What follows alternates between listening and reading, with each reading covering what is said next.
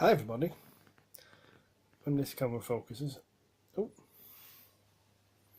Hi everybody, this is an Electrolux 122 fridge.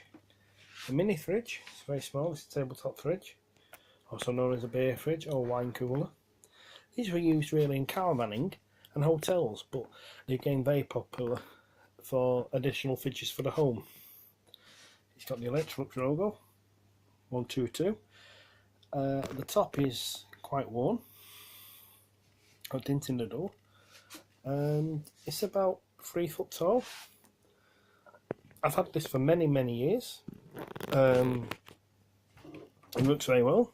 Just let's have a look. As you can see, it's got beer in it.